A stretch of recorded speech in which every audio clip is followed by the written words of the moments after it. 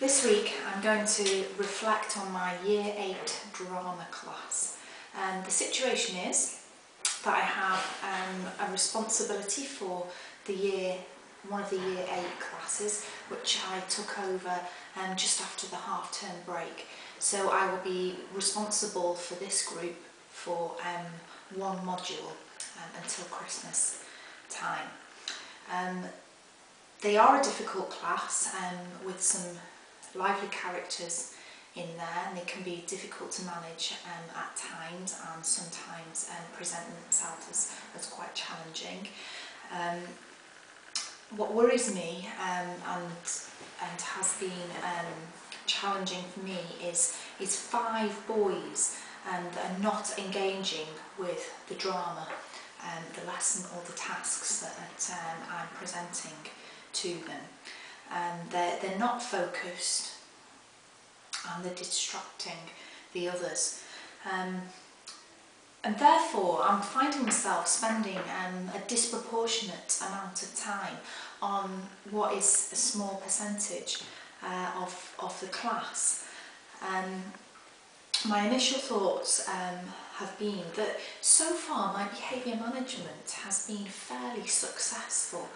I've set out clear classroom agreements, which I have agreed with the pupils at the beginning of our time together, not just with this group but with other groups as well. I've typed them up, I've put them on the wall, I refer to them fairly regularly if I need to be, again not just with this group but with other groups as well. And I adhere to the behaviour policy, so the pupils are aware of their boundaries, and they know what is expected of them. And I deal with small disruptions in order to set a high standard, because I do have high expectations of my pupils. I don't just want them to get by, I want them to achieve, and I want them to achieve highly. I want them to get the best that they possibly can get out of their drama lessons. I'm going to read you a small bit of theory. This is from Simon Cusworth, who is an educational psychologist. And he talks about a concept he refers to as selfish altruism. He says the first priority for all teachers is to look after their own emotional, physical and psychological well-being. If they are able to do that successfully, then they are able to be better placed to be altruistic towards their pupils.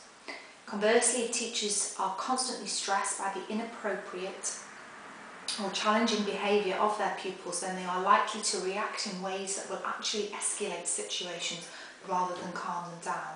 The end result of this is that the process damages both the teacher and pupils, creating a lose-lose situation rather than a win-win situation that we want to achieve.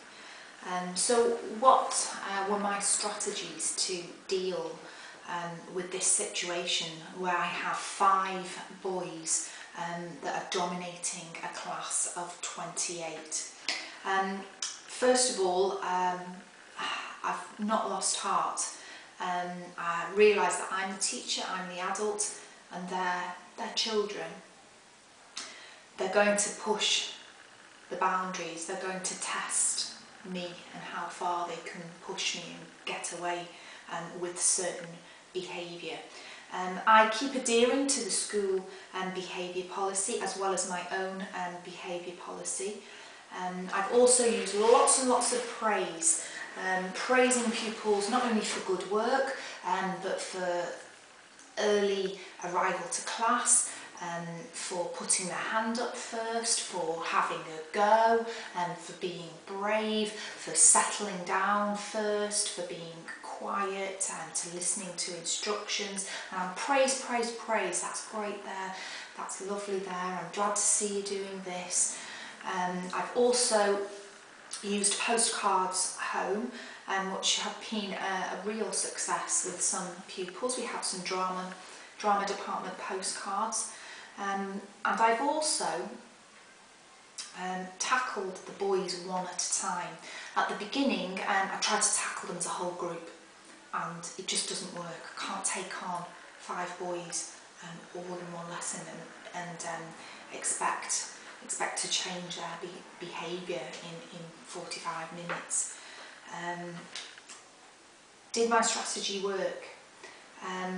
Well, I had a situation this week with this class where the constant interruptions from just 2 boys, because I've tackled the boys one at a time, as I've just mentioned, and I'm down to 2 boys. The other 3 boys I've worked on the past few weeks, one at a time. I've built bridges with them, broken down barriers, gained their trust, praised them lots, and they really have settled down into the lesson and produced, I'm thinking of one pupil in particular, some fantastic improvisation work. These 2 boys, boys A and B, which are left, causing quite a disturbance to the lesson. During this particular session we had together, they caused such a disruption that the lesson ran over, and I didn't have enough time to finish the lesson, so I had the whole class back at lunchtime. And to their credit, every single one of them, all of them came back.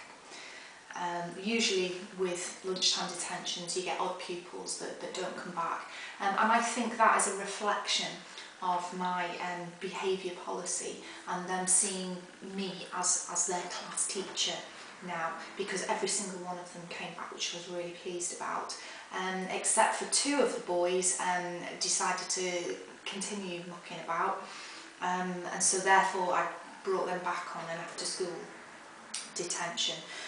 When I did so, both of them did written work, and I spoke to both of them about their behaviour in class. And again, I tried to break down barriers with them. They're both very sporty boys. I related their behaviour in the drama lesson to sport, in terms of teamwork, team collaboration, not being selfish, one person's effect on the team as a whole, and I could just see the penny dropping, particularly with boy A, which was very cocky to start with, but was really very sublime and remorseful towards the end of our conversation. Boy B, I think, break down some barriers, but I'm not quite there yet. What would I do differently next time? One particular pupil is this boy B. He's very argumentative. He comes into the class and it's like he's looking for an argument. And I'm just going to again read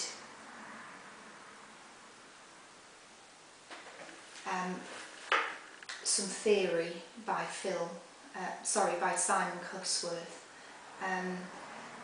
The concept of selfish altruism makes sense to many teachers and support staff in schools. The simple fact is that if we become involved in situations that develop into confrontations, we damage not only the pupils but ourselves as well. So the next lesson that I had with him, boy A was very keen. He was sticking to the class rules, and he was very polite to me. Any kind of steerage away from his excellent behaviour, and just had to have a little nod to him, and he was right back on task, which was fantastic. And at the end I sent him a postcard home, and he was absolutely made up with this.